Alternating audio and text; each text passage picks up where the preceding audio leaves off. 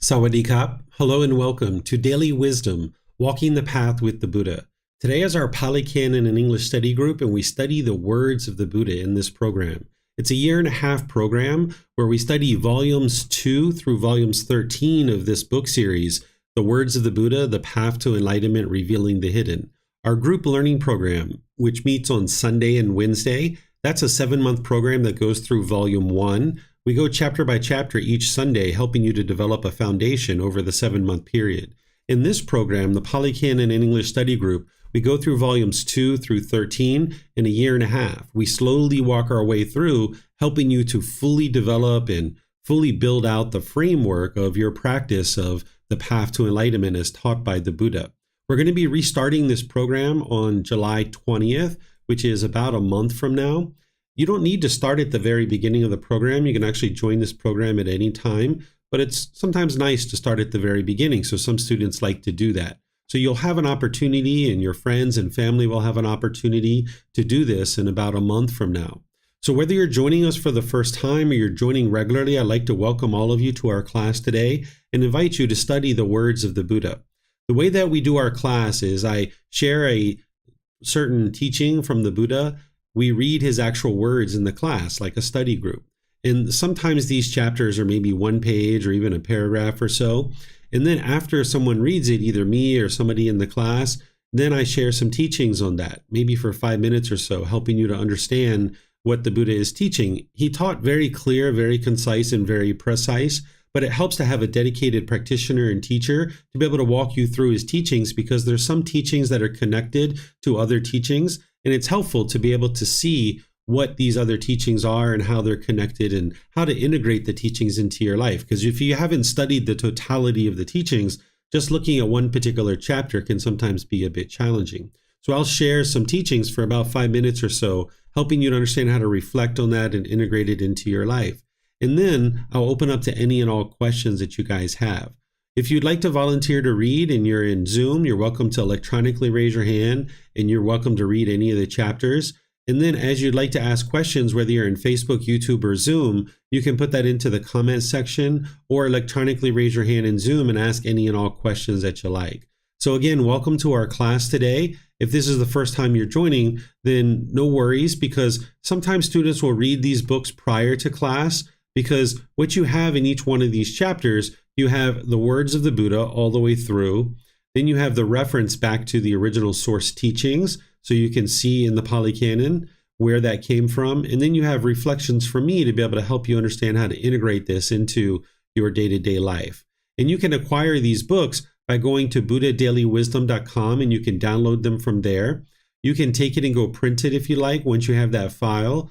Or you can order it through Amazon if you have access to Amazon. And we even have printed versions here at the temple in Chiang Mai, where you can essentially reimburse us for our printing cost, and you'll be able to acquire a printed version that way. So if you're coming to classes and studying the words of the Buddha with us here, and you're reading the books, this is going to be the best and most ideal way for you to progress in this type of program.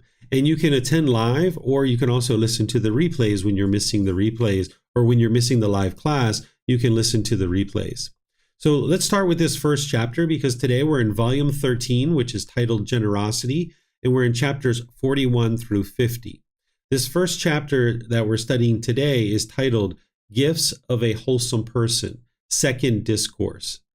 Monks, there are these 5 gifts of a wholesome person. What 5? 1. He gives a gift out of confidence. 2. He gives a gift respectfully. 3. He gives a timely gift. 4. He gives a gift unreservedly. 5. He gives a gift without injuring himself or others. 1. Because he has given a gift out of confidence, wherever the result of that gift is produced, he becomes rich, with great wealth and property, and he is handsome, attractive, graceful, possessing supreme beauty of complexion. 2. Because he has given a gift respectfully, wherever the result of that gift is produced, he becomes rich, with great wealth and property, and his sons and wives, slaves, servants, and workers are obedient, lend an ear, and apply their minds to understand. 3. Because he has given a timely gift, wherever the result of that gift is produced, he becomes rich with great wealth and property, and timely benefits come to him in abundance. 4. Because he has given a gift unreservedly, wherever the result of that gift is produced, he becomes rich with great wealth and property, and his mind inclines to the enjoyment of the 5 kinds of fine sensual pleasures. 5. Because he has given a gift without injuring himself or others, wherever the result of that gift is produced, he becomes rich with great wealth and property, and no damage comes to his property from any source, whether from fire, floods, kings, thieves, or displeasing heirs. These are the 5 gifts of a wholesome person. So here, this whole entire book is all about generosity, helping you understand the various aspects of building up your practice of generosity. And I've talked about what generosity is and all the different teachings leading up to this point. So if you haven't learned that yet, you're going to need to go back and look at the live classes, the recordings that I've made there, either on YouTube or on our podcast. We even have it in our Facebook group as well, because generosity is such an important, vital part of your practice to enlightenment. You wouldn't be able to get to enlightenment without a practice of generosity. It's training your mind to let go and eliminate craving, desire, attachment, the cause of discontentedness. But here the Buddha is giving you 5 things to help you understand how to develop your practice of generosity. That you can give a gift out of confidence, respectfully, a timely gift, unreservedly, and without injuring yourself or others. And this is important aspects of developing your practice of generosity, where generosity is the giving and sharing of more than is strictly required in any given situation, such as your time, effort, energy, and resources, without any expectation of anything in return. Here, in each one of these aspects of your practice of generosity, the Buddha is sharing that when you give a gift, wherever the result is produced, you become rich, wealthy, with property, and then there's some other benefit that he's associating with it. It's important to understand that the Buddha is not motivating you to necessarily become rich and wealthy. He's just helping you to understand the cause and effect, or the natural law of Gama, this action and result of if you make a certain decision to do something, there's going to be some result. You shouldn't practice generosity because you want to become rich, because in that situation, you're not actually practicing generosity because you still have a craving, a desire, an expectation. But instead, the Buddha is helping you to see this cause and effect, this natural law of Gama, so that when you are practicing pure generosity and you see certain things happening, you understand that it's from the natural law of Gama. That when you're putting out certain wholesome and wise decisions, then you're going to experience wholesome results. And whenever you're practicing generosity, you're giving and sharing. And this is why one can experience people giving and sharing to you. So that's why each one of these, in terms of practicing generosity, it produces this wealth and property. Not necessarily immediately, not necessarily in the next 6 months or year, but the Buddha is explaining to you that as you give and share and you practice generosity, people are going to be willing to do that with you as well. But then there's other qualities and other aspects of having practiced generosity with these certain practices and certain aspects of your practice that is producing certain benefits. So here he's saying, because you've given a gift out of confidence, that therefore wherever that gift matures and it produces benefits, you'll experience this handsome, attractive, graceful, possessing supreme beauty and complexion. This isn't mysterious and magical of what this is actually occurring, but instead, when you're giving confidently, your mind is calm and joyful, that you're giving a gift because you have confidence and you're calm and joyful. And when you're joyful, you're going to be more handsome, attractive, and beautiful. If you've ever looked in the mirror when you've been angry and disgruntled and agitated, you look kind of mean and nasty and maybe unbeautiful, right? And you're lacking beauty in that situation. But when you can practice generosity, you can be joyful and confident and calm in practicing generosity. And this produces attractiveness in the face, because the body is the employee and the mind is the boss. And whatever's going on in the mind is going to produce certain results in the body. So when your mind is joyful, thus calm and confident, like the Buddha is describing here, you're going to have more handsomeness and more beauty in your complexion and the way you appear to others. Then the second one, the Buddha is talking about giving a gift respectfully. Well, when you're respectful to the people around you and you're giving gifts to people respectfully, what the Buddha is saying is the people around you are going to also treat you in respectful ways. Here he's talking about your children, your life partner, any kind of employees and things like this.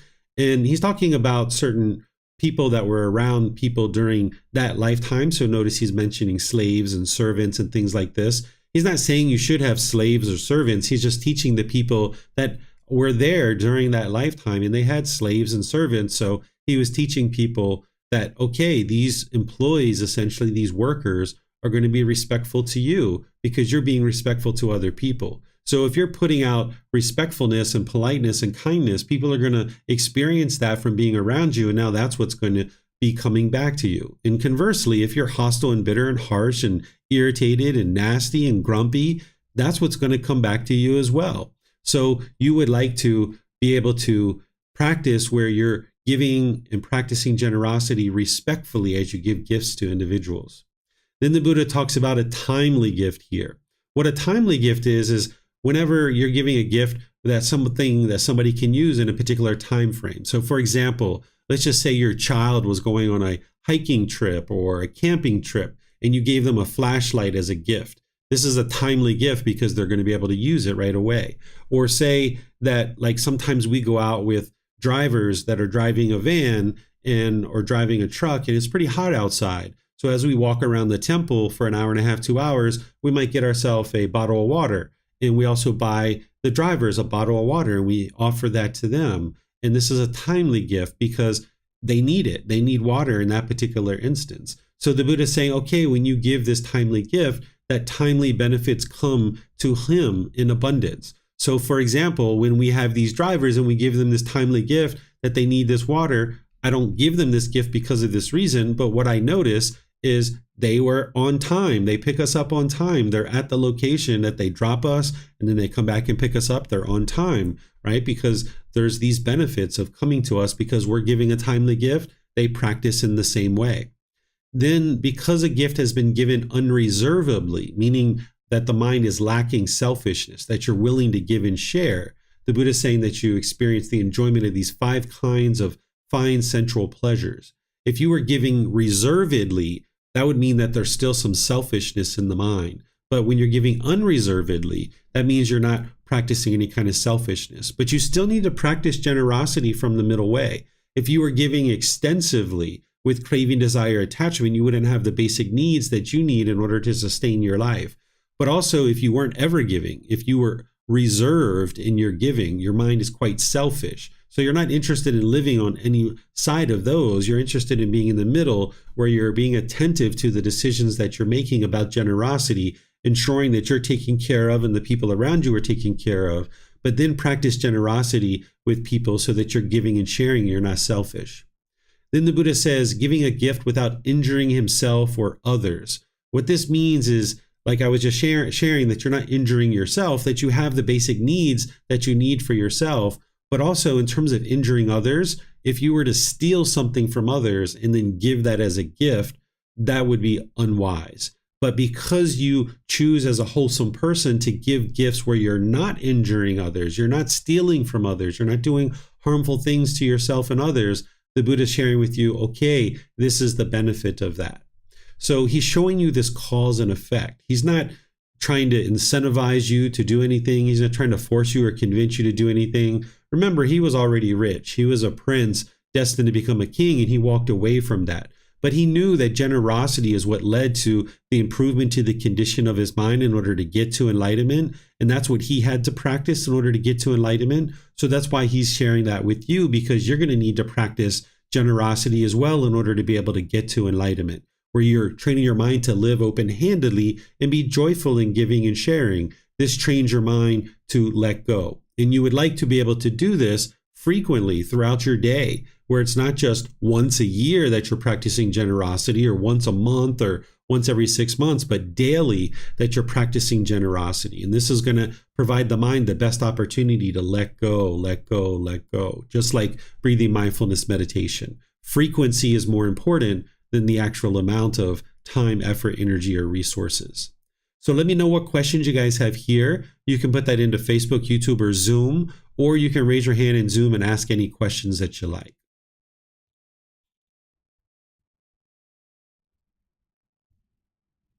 All right, I'm not seeing any questions anywhere. So I'm going to move on to the next chapter, which is chapter 42. This one is titled, A Wholesome Person is Born for the Good, Welfare, and Peacefulness of Many People.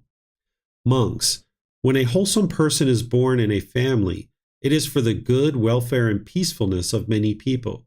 It is for the good, welfare, and peacefulness of his mother and father, his wife and children, his slaves, workers, and servants, his friends and companions, his departed ancestors, the king, the heavenly beings, and ascetics and Brahmins.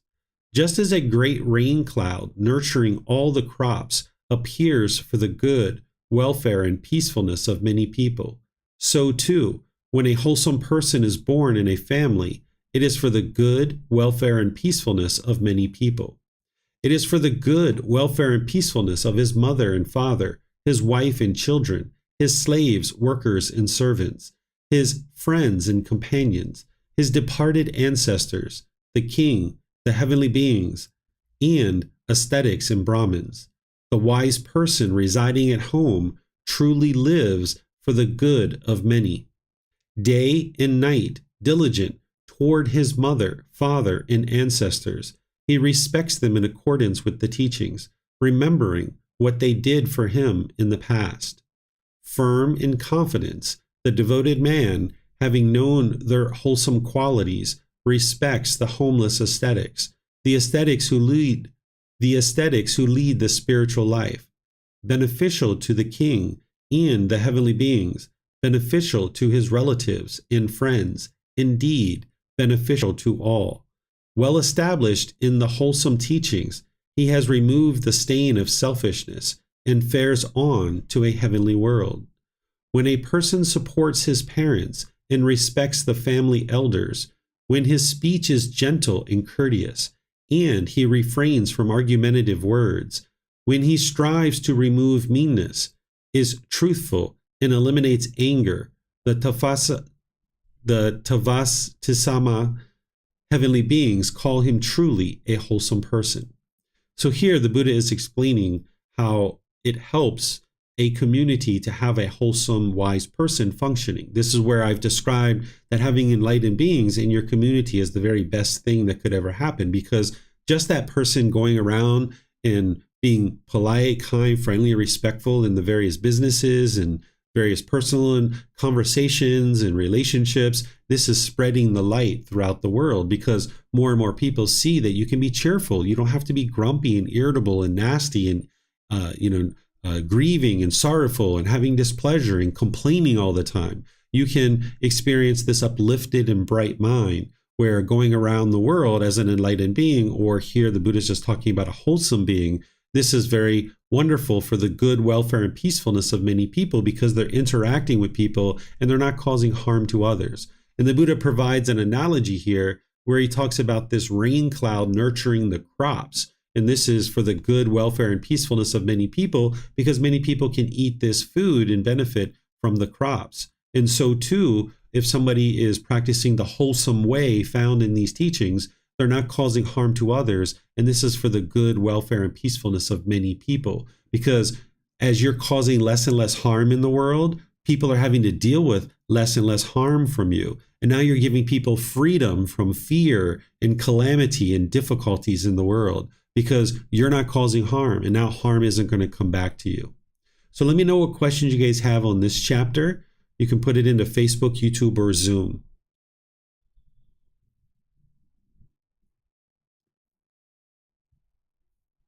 All right, I'm not seeing any questions anywhere, so I'm going to move on to the next chapter, which is chapter 43. This one is titled Fragrance. Oh, Yihang, are you interested in reading, or did you have a question? Yeah, I can read this one. Oh, perfect. Go ahead, ma'am. A fragrance of wholesome people spreads against the wind.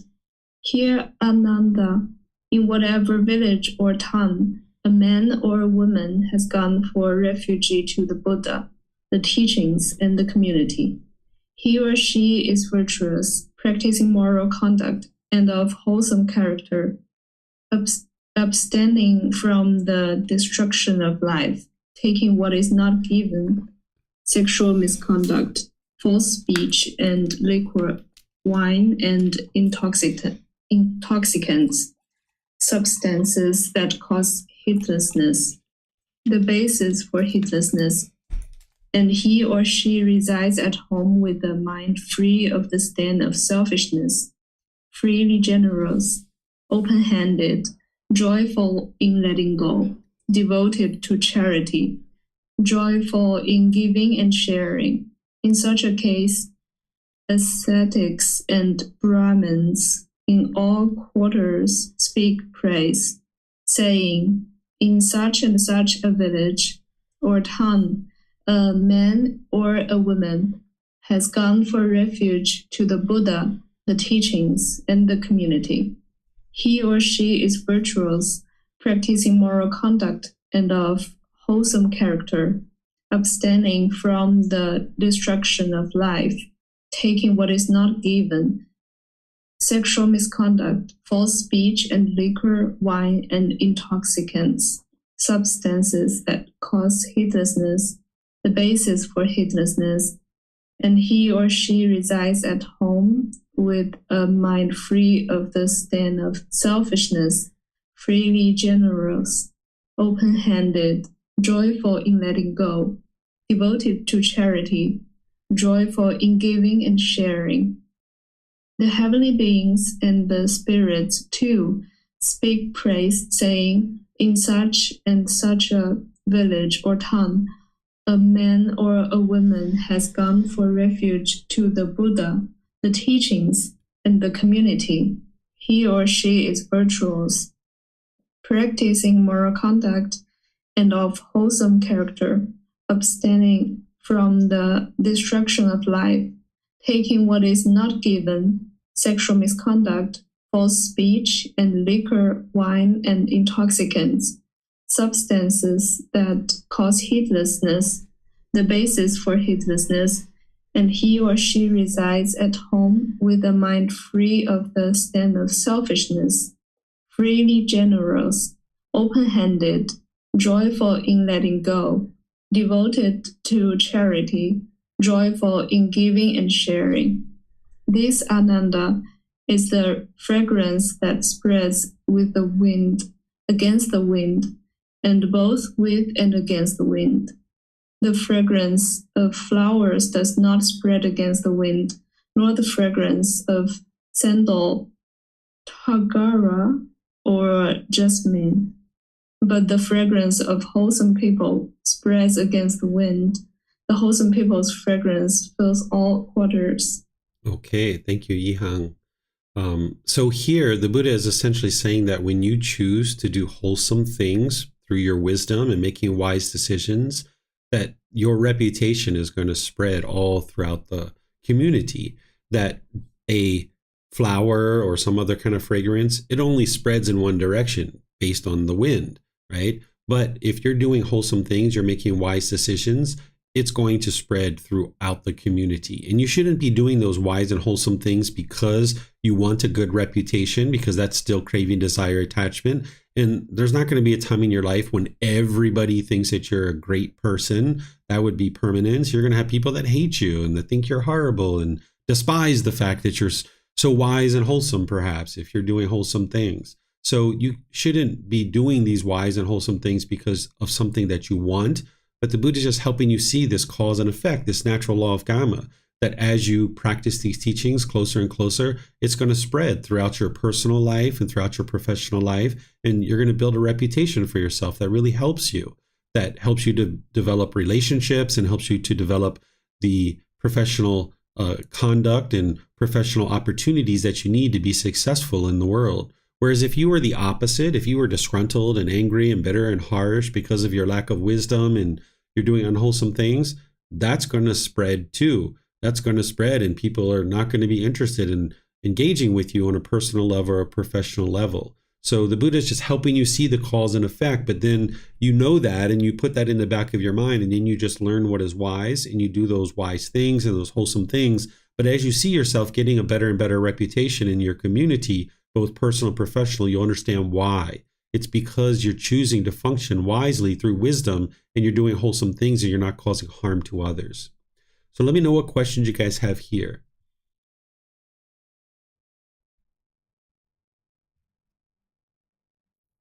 Okay, I'm not seeing any questions. So we'll move on to the next one, which is chapter 44. This one is titled, oh, go ahead, Yihang. Yeah, I can also read. Sure.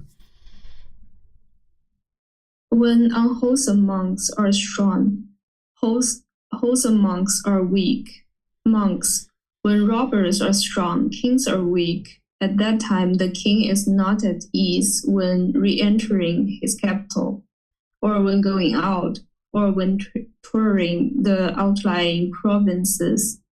At that time, Brahmins and householders too are not at ease when re-entering their towns and villages, or when going out, or when attending to work outside. So too, when unwholesome monks are strong, wholesome monks are weak. At that time, the wholesome monks sit silently in the midst of the community, or they resort to the outlying provinces. This is for the harm of many people, for the unhappiness of many people, for the ruin, harm, and suffering of many people, of heavenly beings and human beings. Monks, when kings are strong, robbers are weak. At that time, the king is at ease when re-entering his capital, and when going out, and when touring the outlying provinces. At that time, Brahmins and householders too are at ease when re-entering their towns and villages, and when going out, and when attending to work outside. So too, when wholesome monks are strong, unwholesome monks are weak. At that time, the unwholesome monks sit silently in the midst of the community, or they depart for other regions. This is for the welfare of many people, for the peacefulness of many people, for the good welfare and peacefulness of many people, of heavenly beings and human beings. Okay, thank you, ma'am. So here, when the Buddha is talking about when unwholesome monks are strong, or when he talks about when kings are strong, what he's talking about is the qualities of your mind, your wisdom, and how well you're practicing. Where when robbers are strong, he's saying kings are weak, meaning the robbers are out there practicing their craft, which is robbing and stealing from people. When they're really strong and doing that heavily, he's saying the kings are weak, meaning they don't have much power to stop this because they're not necessarily taking action to do things that would benefit the local community. And the same thing the Buddha is saying is true about the ordained practitioners, that when unwholesomeness from ordained practitioners is really strong and there's lots of unwholesome ordained practitioners in a community, then the wholesome ordained practitioners are weak, meaning they're not really practicing the teachings closely. And now this is harmful to the community, that people can't see the example of how to practice these wholesome teachings well, because there's not very many wholesome monks or ordained practitioners that are out and about and practicing. So it's for the harm and unhappiness of many people. But conversely, the Buddha is saying, okay, when the kings are strong, robbers are weak. They're not able to, steal because the kings are very strong. And likewise, when wholesome monks are strong, when there's many of them and they're practicing the teachings very closely, the unwholesome ordained practitioners are weak.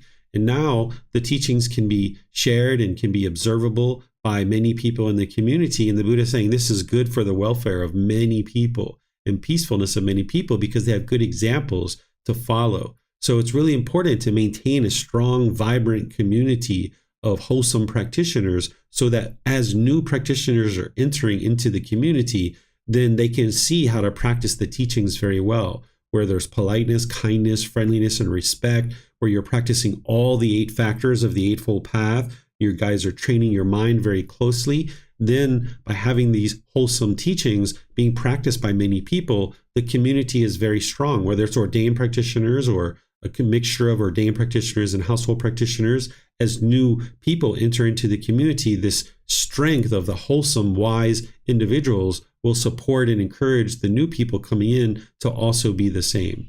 And then the unwholesome people who are into unwise things, they're very weak. They're on the fringes and they're not really part of the main core group of people who are practicing the teachings. So this is how you kind of propel the teachings in a community, or they kind of accumulate more and more benefit, almost like a snowball becoming more and more voluminous. That the same thing is true as you have more and more volumes of people practicing the wholesome teachings, that will just continue to grow and grow and grow.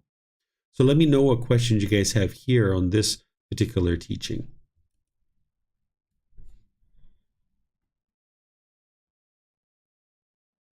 Okay, I'm not seeing any questions anywhere. So we'll move to the next one, which is chapter 45. Okay, Yihang, go ahead. Ways to eliminate unwholesome people. The chaplain replied, "Your Majesty's country is overrun by thieves. It is severely damaged. Villages and towns are being destroyed. The countryside is infested with criminals. If your Majesty were to tax this region, that would be the wrong thing to do. Suppose your Majesty were to think, I will get rid of this thief of robbers by executions and imprisonment, or by confiscation, threats, and punishment by sending them away from the country.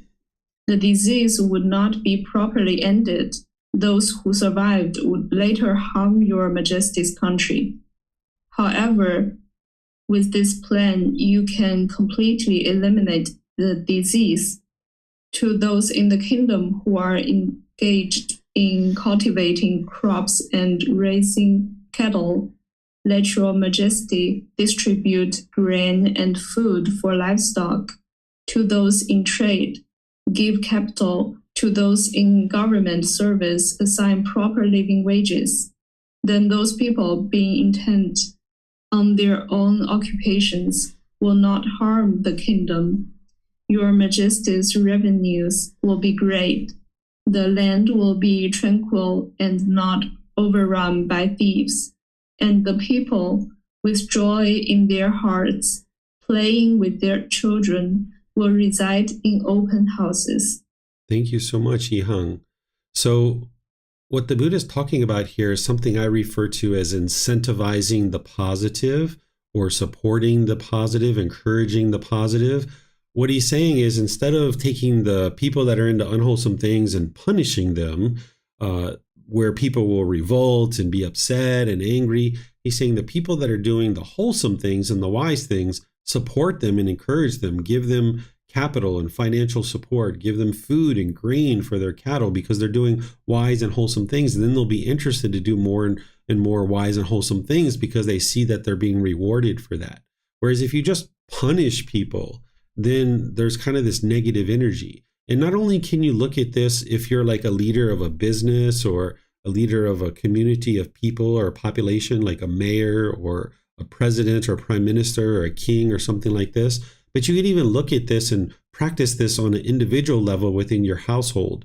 If you have kids, or if you have a life partner or something like this, rather than constantly pointing out the unwise things that they're doing and punishing them, instead support the positive. 98% of the time, when you're seeing your children, or say you're a teacher of elementary school children, or any children at all, or any even college students, incentivize the positive. When you see them doing things wisely, encourage them and support them in that, and give them a certain amount of speech from you that is incentivizing that and encouraging them and letting them know that they're making wise decisions. Whereas if you only give them their attention when they're doing negative things, then they're going to keep doing those negative things because they want your attention.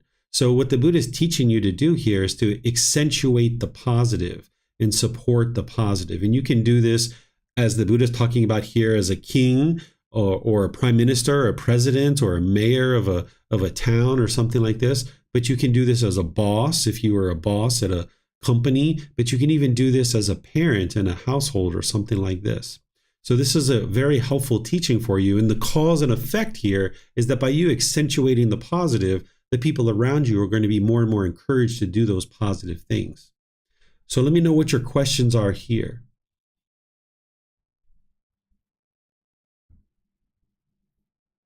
Okay, I'm not seeing any questions anywhere.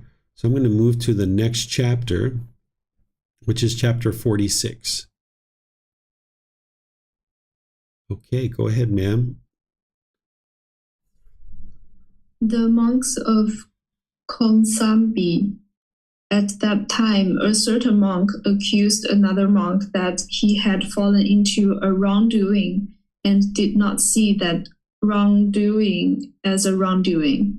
He and a group of monks who took part with this monk carried out a formal act of suspension against that specific monk for not seeing the wrongdoing. Then there were also a group of monks who took the side of the suspended monk and sided with him. The community of monks was divided. They could not carry out the observance together. Now at that time, monks causing fights, causing arguments, falling into disputes in the dining hall in the middle of the house, behaved unsuitably towards one another in actions, in speech. They came to blows. Having expressed this disapproval of them, having given reasoned talk, the perfectly enlightened one addressed the monks, saying, "Enough, monks, no arguments, no fights, no contention, no disputing." When he had spoken thus, a certain monk who spoke what was not the teachings spoke thus to the perfectly enlightened one. "Venerable sir, let the perfectly enlightened one, the master of the teachings, wait. Venerable sir, let the perfectly enlightened one, unconcerned, live intent on residing in ease here and now. We will be held accountable for this argument, fight, contention, disputing." And the second time, the perfectly enlightened one spoke thus to these monks: "Enough, monks, no arguments, no fights, no contention, no disputing."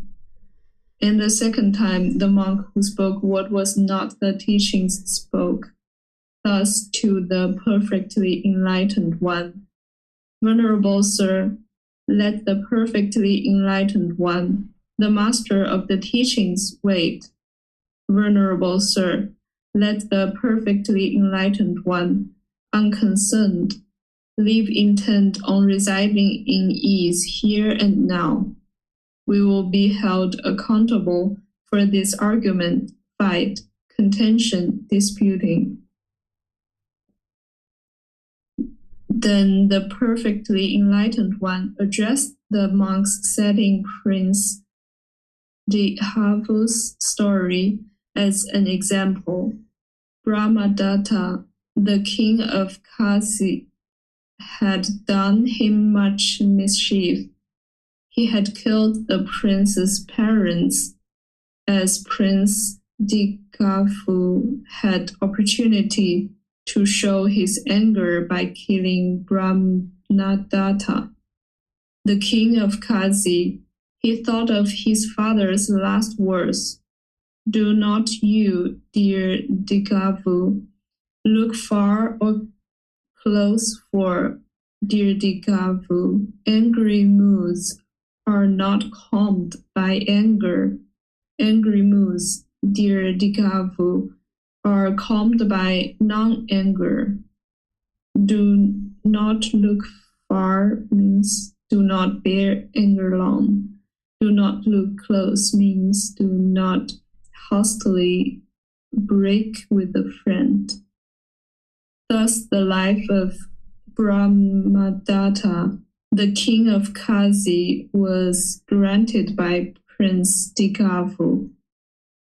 Then Brahmadatta, the king of Kasi, gave back the prince's troops and vehicles and territory and storehouses and barns of grain, and he gave him his daughter. Now, monks, if such is the patience and gentleness of kings who wield the scepter, who wield the sword, herein, monks, let your light shine forth so that you who have gone forth in these teachings and discipline, which are thus well taught, may be equally patient and gentle. But none of these monks listened to the perfectly enlightened one. Then the perfectly enlightened one, having dressed in the morning, taking his bowl and robe, entered Kosambi for alms food. Having walked for alms food in Kosambi, bringing back his alms bowl after his meal, having packed away his lodging, taking his bowl and robe, and standing in the midst of the community, he spoke these verses. When all together they shout out, none feels unwise. Though the community is divided, one might think otherwise. With wandering wisdom, the wise one understands all the field of talk. With mouths wide open to full extent, what leads them on they know not. They who in thought argue this, that man has abused me, has hurt, has defeated me, has me devastated, these angers not calmed. They who do not argue this, that man has abused me, has hurt, has defeated me, has me devastated, in them anger is calmed. No, not by anger are angry moods calmed here and at any time, but by non-anger are they calmed. This is an ageless, endless natural law. People do not understand that here we are confused in life, in time, but they who herein do understand, thereby their fights are calmed. Criminals who injure and kill, steal cattle, horses, and wealth, who plunder the countryside, for there is unity. Who should there not be for you? If one finds a friend with whom to go forward, fascinated in the well residing of these teachings, appropriately surmounting dangers, one and all, with joy go forward with him mindfully, finding none appropriate with whom to go forward, none in the well residing fascinated in these teachings, as king quits the conquered country, go forward lonely as a bull elephant in an elephant jungle. Better to go forward one alone, there is no companionship with the unwise. Go forward lonely, unconcerned, doing no evil as a bull elephant in an elephant jungle. Then the perfectly enlightened one, having spoken these verses as he was standing in the midst of the community, approached Balakalonakala village and the eastern bamboo grove. Along the way, he had met a few of his senior disciples. Walking on tour, in due course, he arrived at Parilia.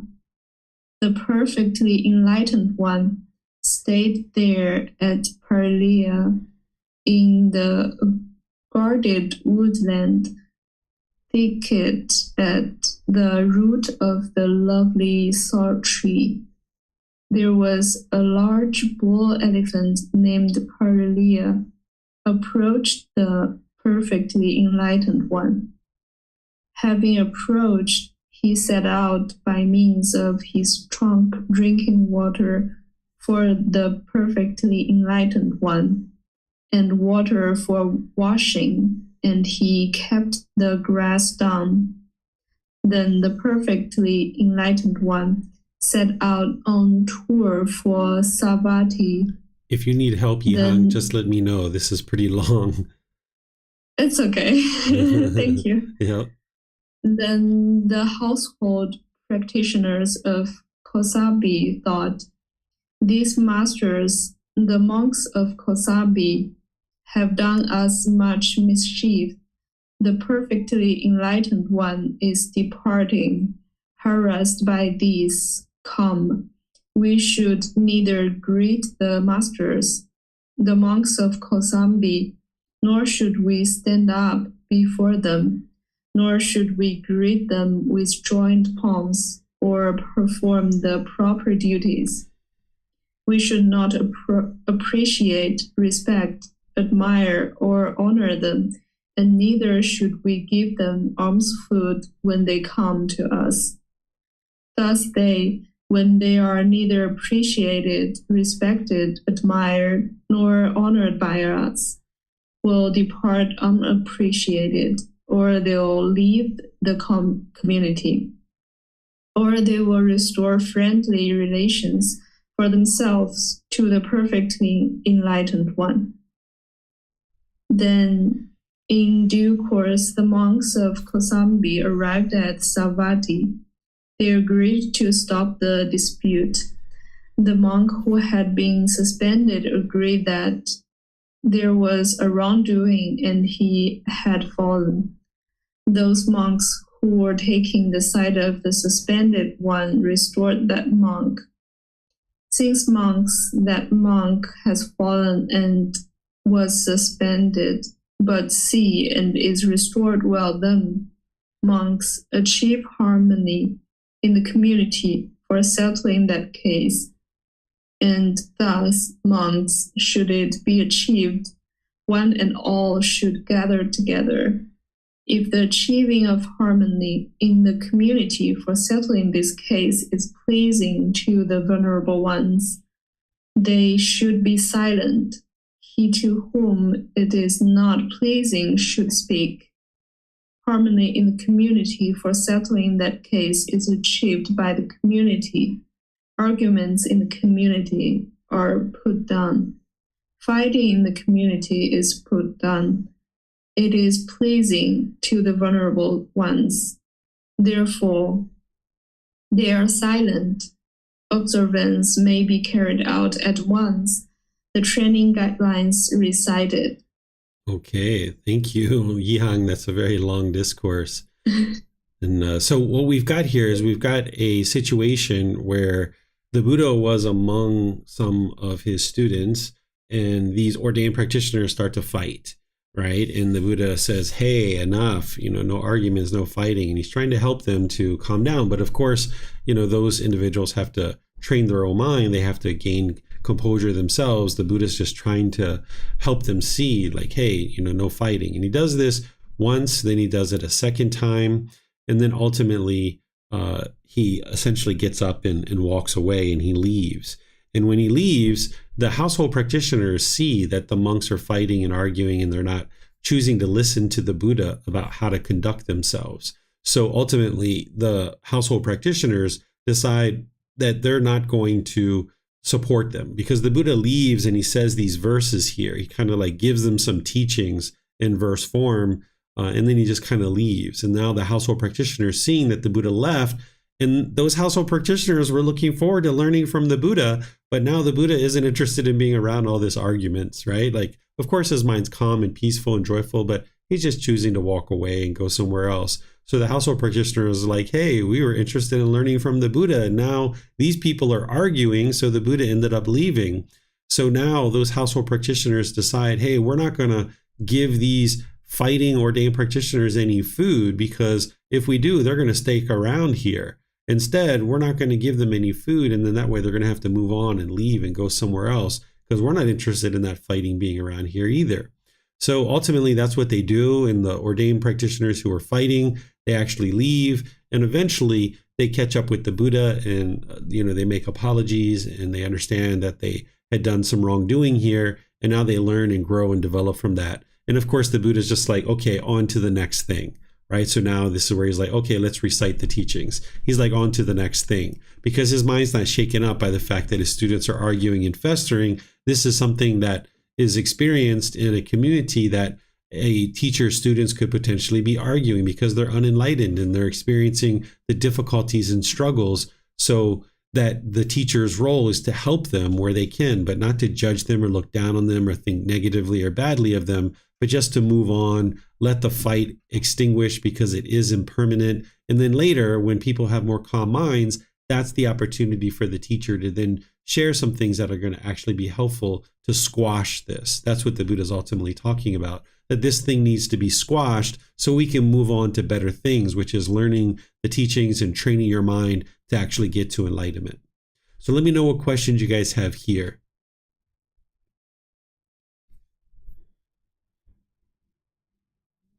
Okay, I'm not seeing any questions anywhere. So let's move on to the next one. Here, this is chapter 47. Oh, Yihung, you're ready to read some more. Okay, ma'am, go for it.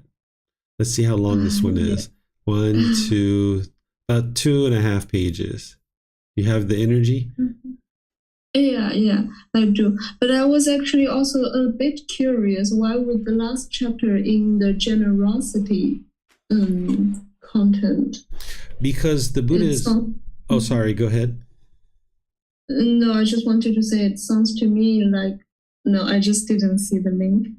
Yeah, so the link here is that in this situation, the household practitioners are choosing not to practice generosity. So the Buddha is helping you to be able to see that, hey, there's some situations where you might choose to not practice generosity, and this can actually produce some benefit, whereby normally those household practitioners practicing generosity to share food with the people around them, that's their practice, and they would continue to do that. But in this situation, they're not practicing generosity, and it's producing wholesome results that these argumentative monks are moving on and going to restore their status with the Buddha, where the Buddha can understand that they're sorry for their wrongdoing. So it's like wisely to choose practice generosity. Yeah, because generosity is impermanent, right? Of course, you would like to have a practice of practicing generosity all throughout your day and all throughout your month, but there might be some situations where it's wise to not practice generosity, and the Buddha is giving you an example of that here. That's great. Thank you. Mm-hmm. Where should a gift be given? First discourse. Venerable Sir, where should a gift be given? Wherever one's mind is confidence, great King. But, Venerable Sir, where does what is given become of great fruit? This is one question, great King. Where should a gift be given? And this another. Where does what is given become of great fruit? What is given to one who is virtuous, practicing moral conduct, great King, is of great fruit. Not so what is given to an unwholesome person. Now then, great King, I will question you about this same point. Answer as you see fit. What do you think, great King? Suppose you are at war and a battle is about to take place. Then a Katiya youth would arrive, one who is untrained, unskillful, unpracticed, inexperienced, fearful, terrified, frightened, quick to flee. Would you employ that man? And would you have any use of such a man? Surely not, Venerable Sir. Then a Brahmin youth would arrive, a Vesa youth, a Sudha youth, who is untrained, unskillful, unpracticed, inexperienced, fearful, terrified, frightened, quick to flee, would you employ that man, and would you have any use for such a man? Surely not, venerable sir. What do you think, great king? Suppose you are at war, and a battle is about to take place. Then a Khattiya youth would arrive, one who is trained, skillful, practiced, experienced, brave, courageous, bold, ready to stand his place. Would you employ that man, and would you have any use for such a man? Surely I would, venerable sir. Then a Brahmin youth would arrive, a Vesa youth, a Sudha youth, one who is trained, skillful, practiced, experienced, brave, courageous, bold, ready to stand his place. Would you employ that man, and would you have any use for such a man? Surely I would, venerable sir. So too, great king, when a person has gone forth from the household life into homelessness, no matter from what clan, if he has abandoned 5 factors and possesses 5 factors, then what is given to him is of great fruit. What 5 factors have been abandoned? Sensual desire has been abandoned. Ill will has been abandoned. Complacency has been abandoned. Restlessness and worry have been abandoned. Doubt has been abandoned. What 5 factors does he possess? He possesses virtue, moral conduct of one beyond training, concentration of one beyond training, wisdom of one beyond training, liberation of one beyond training, wisdom and vision of liberation of one beyond training. He possesses these 5 factors. Thus, what is given to one who has abandoned 5 factors and who possesses 5 factors is of great fruit.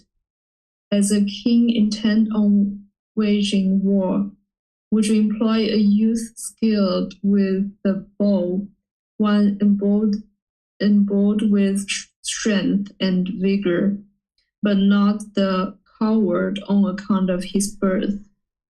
So even though he be of low birth, one should honor the person of noble conduct, the wise man in whom are established the virtues of patience and gentleness.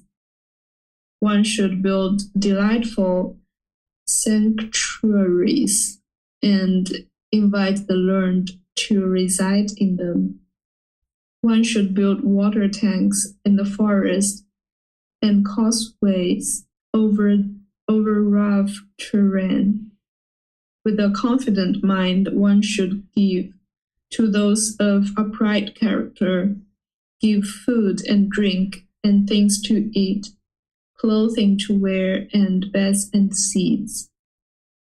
For as the rain cloud, thundering, covered in lightning with 100 crests, pours down its rain upon the earth, flooding both the plain and valley.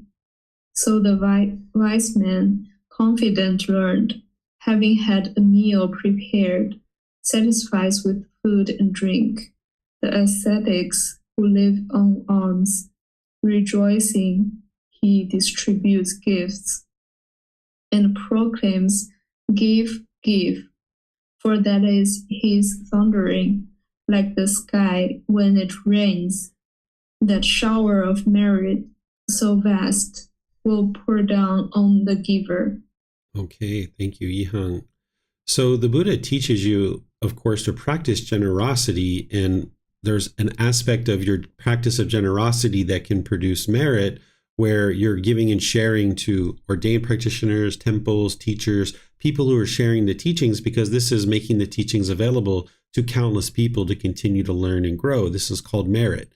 just regular generosity to any old person, this is needed as well in your practice, but a certain portion of your generosity should be towards the continued sharing of the teachings of the Buddha. And the Buddha is providing you guidance at different times in his teachings about the types of people to support.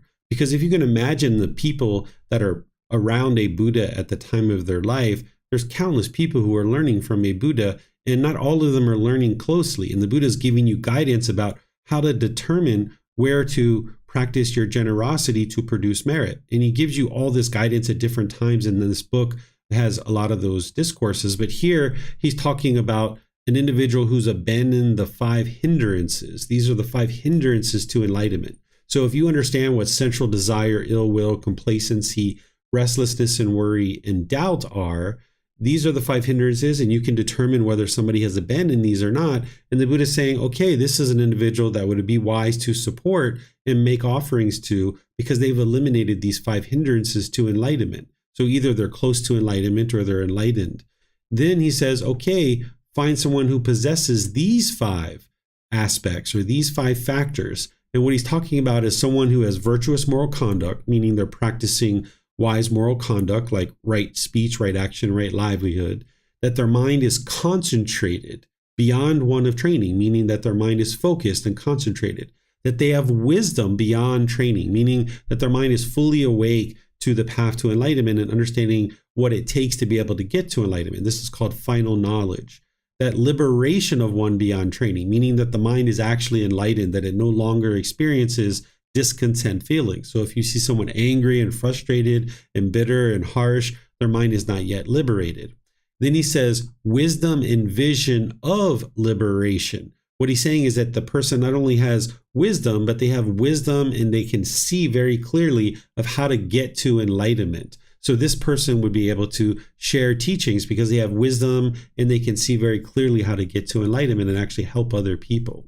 So the Buddha is saying this is the type of individual to support, and it would produce this great benefit because these individuals are going to be able to share the teachings in the world. And you coming in contact with a person like this would give you the opportunity to then learn and practice and develop your wisdom as well. So you're going to need to have a certain amount of wisdom to know how to determine if these things are true with someone that you're practicing merit and trying to produce merit, that you're going to need to identify these things. But then coming in contact with this person who's enlightened, essentially is what the Buddha is describing, but he's describing it in a unique way. Then you would be able to learn wisdom of how to get to enlightenment yourself, which would be the very best thing that could ever happen for you, is to be able to train your mind to get to enlightenment. So let me know what questions you guys have here. You can put that into Facebook, YouTube, or Zoom, or you can raise your hand in Zoom and ask any questions that you like.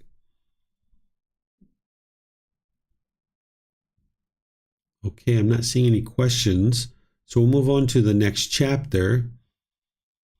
You can see the description of what I'm sharing here. This is chapter 48.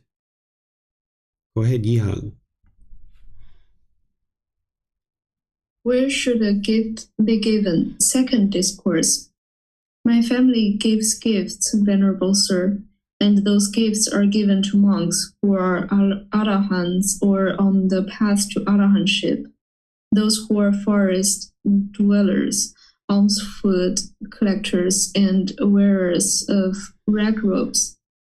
Since householder, you are a household practitioner enjoying sensual pleasures, living at home in a house full of children, using sandalwood from Kazi, wearing garlands, scents, and ointments, and receiving gold and silver. It is difficult for you to know these are arahants, enlightened beings, or on the path to arahantship, enlightenment.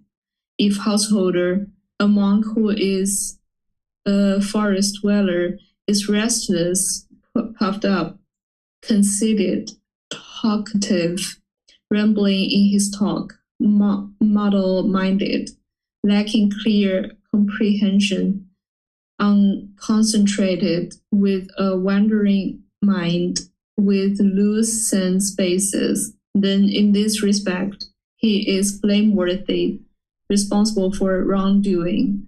But if a monk who is a forest dweller is not restless, puffed up, and conceited, is not talkative and rambling in his talk, but has mindfulness established, clearly comprehends, is concentrated, with singleness of mind, with restrained sense basis, then in this respect he is praiseworthy, deserving admiration, commendable.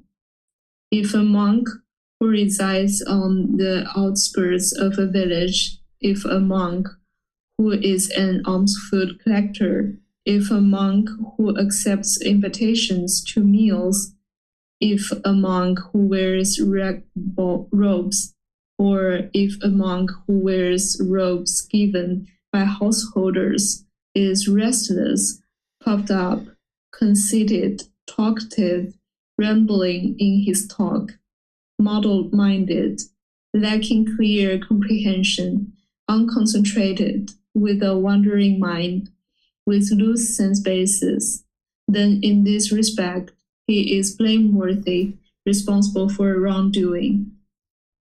But if a monk who resides on the outskirts of a village, if a monk who is an alms food collector, if a monk who accepts invitations to meals, if a monk who wears red robes, or if a monk who wears robes given by householders is not restless, puffed up, and conceited, is not talkative and rambling in his talk, but has mindfulness established, clearly comprehends, is concentrated, with singleness of mind, with restrained sense basis, then in this respect he is praiseworthy, deserving admiration, commendable. Come now, householder, give gifts to the community. When you give gifts to the community, your mind will be confident. When your mind is confident with the breakup of the body, after death, you will be reborn in a good destination, in a heavenly world. Venerable Sir, from today onward, I will give gifts to the community. Okay, thank you, Yihang. So here the Buddha is helping individuals to understand in a very rudimentary way how to determine whether someone is potentially enlightened. Because as an individual who hasn't necessarily studied the path to enlightenment very closely, and maybe you're looking to practice generosity and get used to practicing generosity with people who may be enlightened or very close to it, you're going to have a hard time to discern whether someone's enlightened or not, because you don't have much wisdom to understand what enlightenment is and how to determine that. So the Buddha is giving you a very basic rudimentary way to figure out whether someone's potentially enlightened. And he's talking about doing this in a non-judgmental way, but just looking at the qualities of an individual's mind. That if you're noticing that someone is restless, if they're puffed up and conceited, meaning boastful, they're talkative, rambling in their talk, maybe, kind of pointless, unbeneficial, unpurposeful speech. They have a muddled mind, meaning they're lacking concentration or clear comprehension. They're unconcentrated. Their mind is wandering all over the place.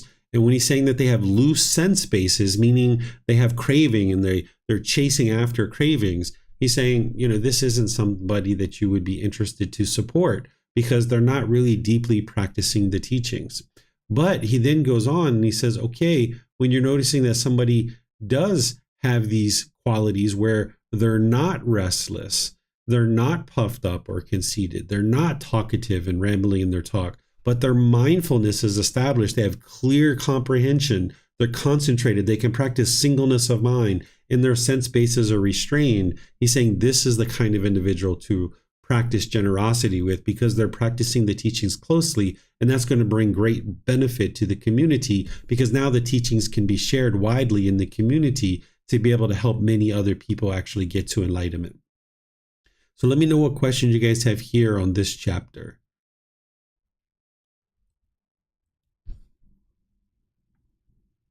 Okay, I'm not seeing any questions anywhere. So we'll go to chapter 39 here, or 49 actually. And I suspect Yihang would like to read that one. Do not prevent another from giving. Vacha. One who prevents another from giving a gift creates an obstruction and a stumbling block for three people. What three?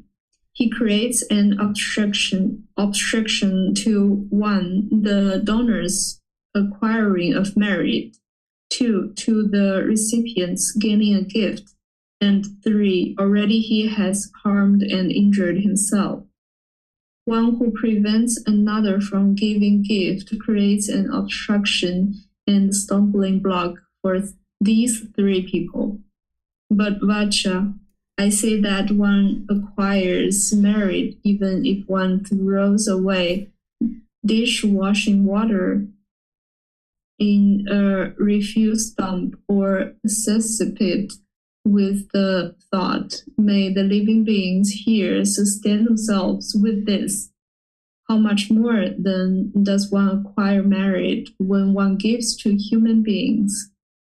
However, I say that what is given to one of virtuous behavior is more fruitful than what is given to an unwholesome person, and the most worthy recipient is one who has abandoned 5 factors and possesses 5 factors. What 5 factors has he abandoned? 1, sensual desire, 2, ill will, 3, complacency, 4, restlessness and worry, and 5, doubt. These are the 5 factors that he has abandoned. And what 5 factors does he possess? 1, the virtuous behavior, 2, concentration, 3, wisdom, 4, liberation, and 5, wisdom and vision of liberation of one beyond training. These are the 5 factors he possesses. It is in such a way, I say, that what is given to one who has abandoned 5 factors and possesses 5 factors is very fruitful. Okay, thank you, Yihang. So this is essentially very similar to a previous discourse that we had just studied, but here what's going on at the beginning of this discourse is the Buddha saying, don't prevent other people from practicing generosity. Sometimes you might have a husband or wife or a friend or a partner who you're like, no, don't give that away, right? Or don't give that to somebody. If somebody's interested in practicing generosity, their mind's letting go. And the Buddha is saying, don't prevent somebody from doing that because you're harming these individuals. You're obstructing the donor from acquiring merit. You're obstructing the recipient from gaining a gift. And you're also harming yourself and harming your own ability to practice in a way that would be wholesome and wise. So the Buddha is encouraging you not to prevent somebody from practicing generosity. And then he goes on to say, okay, this is the type of individual that you would like to practice generosity with, which is what we covered in a previous chapter. So wherever you see people practicing generosity, whether it's your mom or dad or brothers and sisters, you would not be interested in having them to stop them from practicing generosity. But for example, if you see that your mom or dad are craving and practicing extensive generosity, maybe they're being scammed by a scammer, of course you need to step in and talk to them and help them see what's going on. So you're going to need to be able to do that calmly and patiently. So when you see the teachings of the Buddha, it's not an all or nothing. It's not an absolute. It's not that you implement it without awareness of all these other things. You need to have this higher consciousness where you're thinking about what's happening. So if you saw your mom or your dad being scammed online and they're just giving and giving and giving, you're not going to say, okay, whatever, I'm not going to stop them from giving a gift and practicing generosity. Right? That's not what the Buddha is teaching you. You need to think through the decisions. And in some cases, you might need to step in and talk to your parents or your grandparents about what's maybe transpiring. But the Buddha is saying in general, don't prevent somebody from practicing generosity. And then to find individuals that are having abandoned these 5 things and have cultivated these 5 factors that he's discussing here. Let me know what questions you guys have here. This is chapter 49. Looks like, Yihang, you have a question? It just reminds me a life case actually about stopping others practicing generosity. that I have encountered a colleague from the workplace. He is quite generous and practicing the generosity and inviting me. And I was saying like I like the chai he provides very much, and he was like he had a bunch of chai there in his office, and I can just like go and grab some if I would like. But it's like in a situation I feel like he's like in the upper level of the office. I was just feel like, I mean, of course I said yes and thank you at that time, but it's like in reality, in the action, I would probably not really go into his office to do that, because it's just supposed to be, it's like he's like so up higher and I'm like just new employer. Like in this case, would that be a stopping one's generosity? No, you haven't stopped him from giving a gift, but in this case, you're choosing not to accept a gift. So preventing him would be like, say he would like to offer something to somebody else, and you're like, no, don't give that away. Don't give that to somebody. You're preventing him from giving something. So you're not preventing him from giving something, but you're choosing not to accept his gift. That's different. Okay, so that's like separate steps here.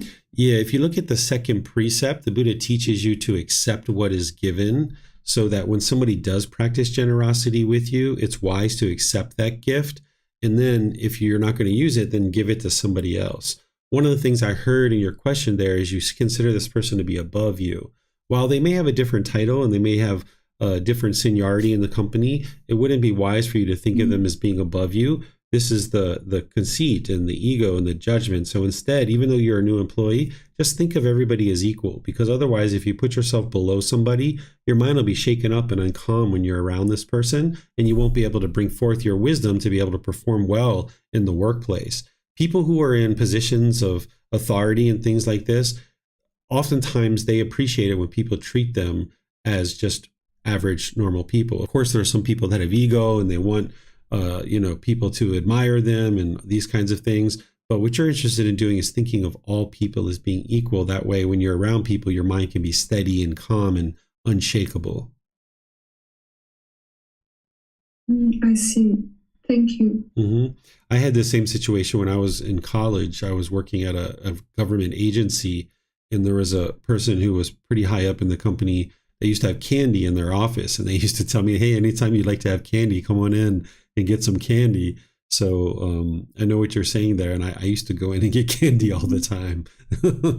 Did you go in? Yeah, they used to have M&Ms in there, and I like chocolate, so I used to go in there and have M&Ms. Mm-hmm. Yeah, I was thinking maybe I should go in and just grab some, because it was really delicious chai.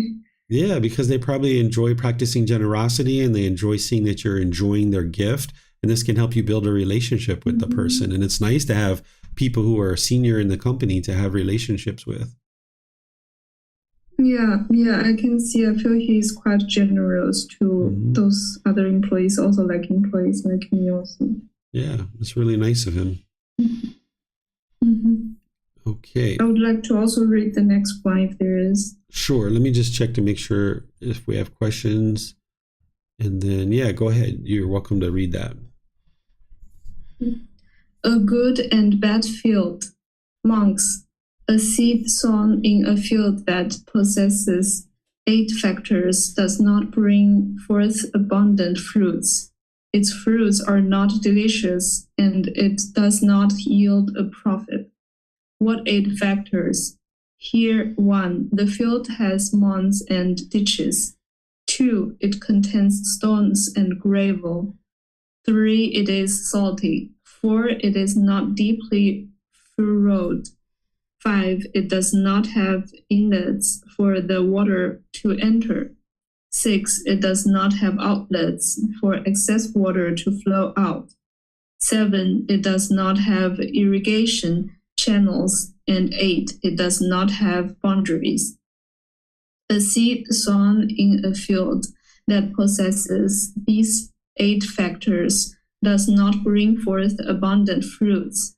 Its fruits are not delicious, and it does not yield a profit.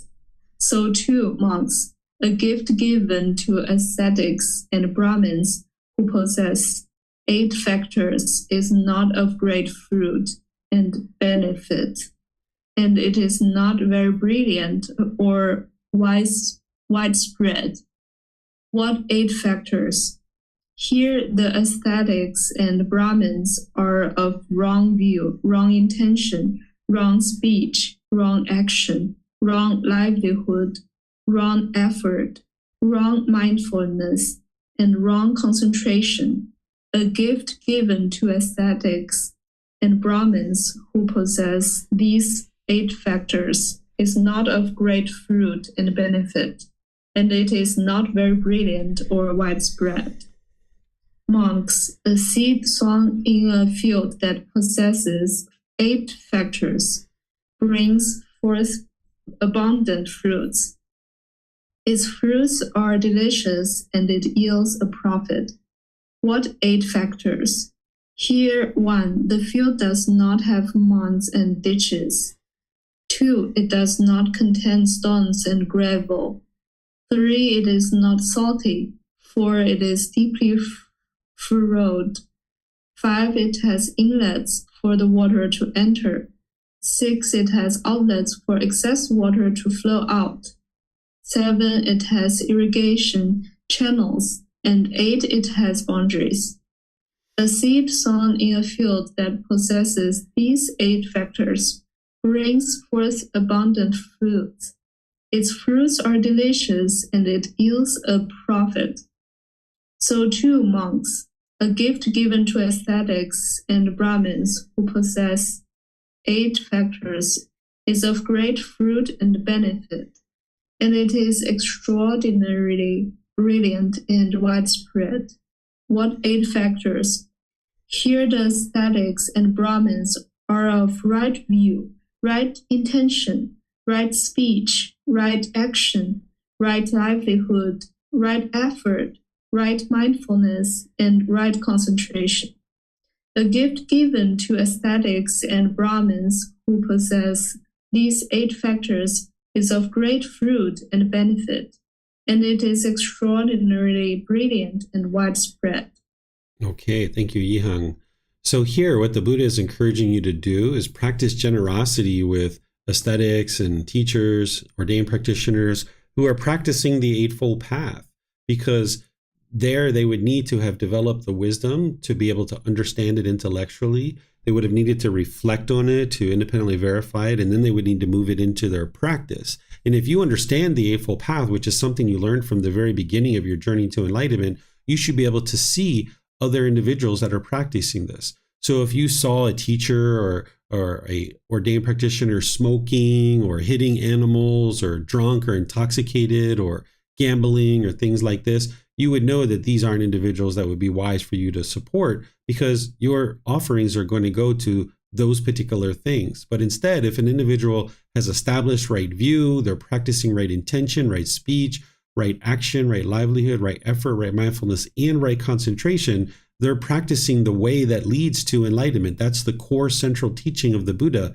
And in order for somebody to be able to get to enlightenment, they would need to practice that. So if they're practicing it as an ordained practitioner or teacher, then that means they have the wisdom to practice it. They also have the wisdom to share it as teachings, which would then help other people to be able to learn how to get to enlightenment as well. So the Buddha is wisely guiding you in one more way of looking at someone's practice and deciding whether or not to support them with offerings or not. He's giving you all these different ways in terms of looking at their mind, looking at their practice, looking at various aspects and qualities, but you should always do this in a non-judgmental way, just making wise decisions of where to support certain things, because as you're sharing your offerings are going to either be beneficial and help people to learn the teachings of the Buddha or not. And you would like them to be beneficial. That's what's going to produce the merit. So let me know if you guys have any questions here on this particular chapter.